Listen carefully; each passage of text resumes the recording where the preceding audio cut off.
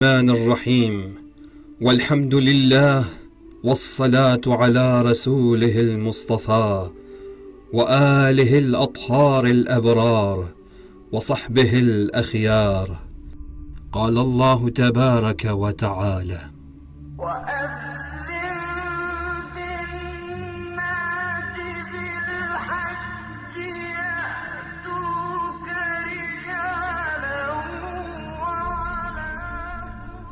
لبيك اللهم لبيك لبيك لا شريك لك لبيك. یہ آسمانی آواز بدستور دلوں کو بلا رہی ہے اور صدیاں اور زمانے بیت جانے کے بعد بھی انسانیت کو توحید کے محور پر جمع ہونے کی دعوت دے رہی ہے۔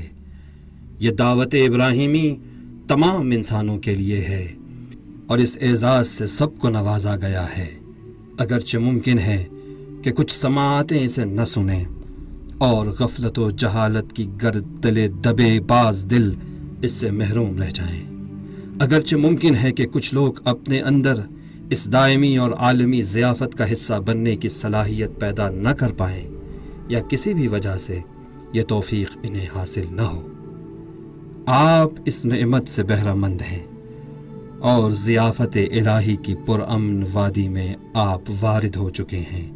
عرفات و مشعر و منا، صفا و مروہ و بیت اللہ، مسجد الحرام اور مسجد النبی، یہ مناسک و شعائر ہر ایک اپنی جگہ روحانیت اور روحانی ارتقاء کی ایک کڑی ہے، اور اس بارگاہ میں حاضر ہونے والا شخص اس توفیق کی قدر و منزلت کو بہتر طور پر جانتا ہے اور اس سے اپنی طہارت کے لیے استفادہ کر رہا ہے اور اپنی بقیہ عمر کے لیے زاد راہ جمع کر رہا ہے۔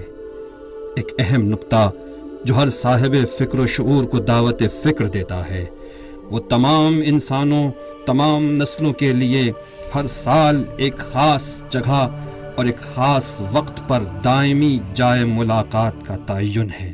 وقت اور مقام کی یہ وحدت فریضہ حج کے اصلی رموز میں سے ایک ہے۔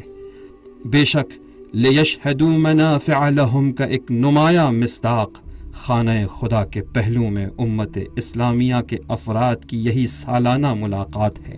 یہ اسلامی اتحاد کا راز اور اسلام کی امت سازی کا ایک نمونہ ہے جو بیت اللہ کے زیر سایہ ہونا چاہیے۔ خانہ خدا کا تعلق سب سے ہے، سواء العاکف فیہ والباد۔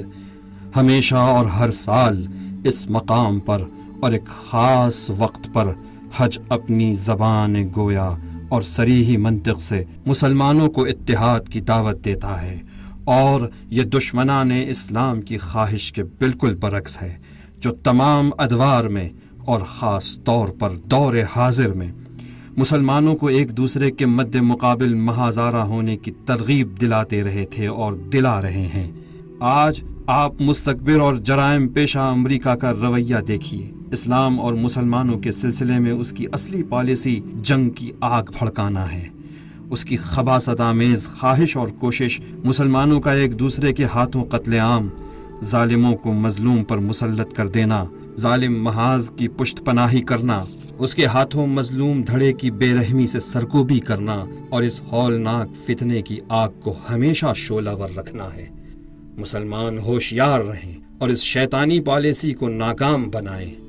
حج اس ہوشیاری کی زمین فراہم کرتا ہے، اور یہی حج میں مشرکین اور مستکبرین سے اعلان برات کا اصلی فلسفہ ہے۔ ذکر خدا حج کی روح ہے۔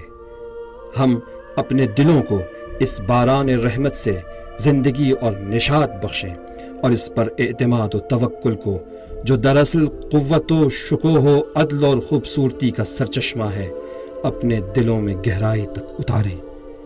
ایسی صورت میں ہم دشمن کی چالوں پر غلبہ حاصل کر لیں گے۔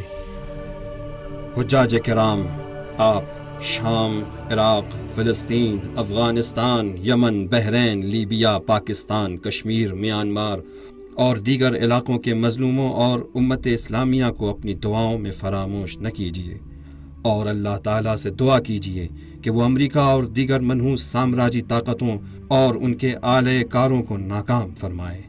والسلام علیکم ورحمۃ اللہ وبرکاتہ۔ سید علی الحسینی الخان۔